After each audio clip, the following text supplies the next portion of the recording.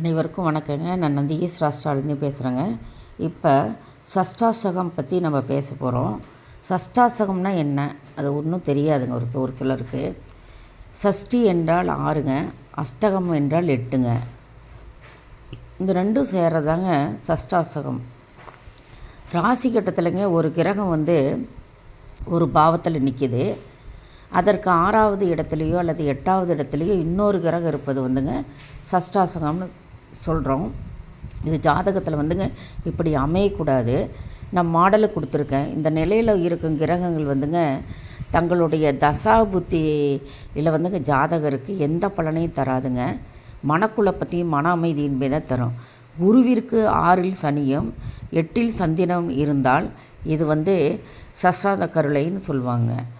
இப்போ பேச்சு வழக்கு குருதசைன்னு சொல்லுவாங்க. அப்போ தான் புரியுது ஒரு சிலருக்கு. மிகவும் சரியான வார்த்தை குருதசா. எல்லாம் குருதசைம்பாங்க. இந்த குருதசா தான் கரெக்டு. சனி புத்தியோ சந்திரன் புத்தியோ பலன் தராதுங்க. சனி புத்தி 6ஆம் இடத்துல சனி இருந்து, இல்லை சந்திரன் 6ஆம் இடத்துல இருந்து, சனி 8ஆம் இடத்துல இருந்து, இப்படியும் மாற்றி 6, 8 இருந்தால் இது சஷ்டாசகம்னு பேருங்க.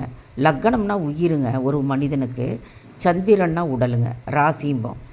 லக்கணத்தில் 6ஆம் இடம் சந்திரனுங்க, சந்திரனுக்கு 8ஆம் இடம் லக்கணங்க. பாருங்கள் எப்படி படன்னு பாருங்கள். குரு தான் அமர்ந்த இடத்திலிருந்து 6ஆம் இடத்தில் சனியும் 8ஆம் இடத்துல சந்திரன் ராசிங்க உடல் இப்படி இருந்தாலும், இல்லை குருவுக்கு இங்கே 6ஆம் இடத்துல சந்திரன் இருந்து 8ஆம் இடத்துல சனி இருந்தாலும் பாருங்கள், இங்கிருந்து எண்ணி பாருங்கள். சந்திரன்லேருந்து 1, 2, 3, 4, 5, 6, 7, 8 வருங்க லக்கணத்துக்கு.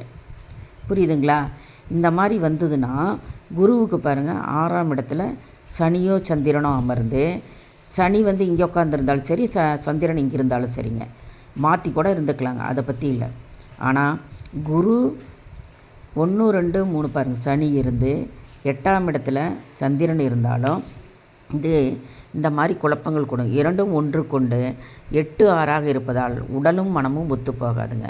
மனக்குழப்பம் மன அமைதியின்மை தான் அதிகமாக இருக்குங்க. இதனால் பைத்தியம் முடிச்சுக்கோ உங்களுக்கு யோசிச்சு. அதனால் நீங்கள் இந்த மாதிரி இருக்குதான்னு பாருங்கள். உங்கள் ஜாதக கட்டத்தில் குருவில் இருந்து 6ஆம் இடத்துல என்ன நிற்கிது, 8ஆம் இடத்துல என்ன இருக்குதுன்னு பாருங்கள். இது தாங்க சஷ்டாசகம்னு பேர். அந்த திசையில் அந்த தசாவில் எந்த பயனும் தராது. குரு தசாவில் சனி புத்தியோ, குரு தசாவில் சனி புத்தியோ, சந்திரன் புத்தியோ வந்தாவ எதுவுமே அவங்களுக்கு எதுவுமே நடைபெறாதுங்க. நன்றி, சுபம், வணக்கங்க. எல்லாத்துக்கும் ஷேர் பண்ணுங்கள்.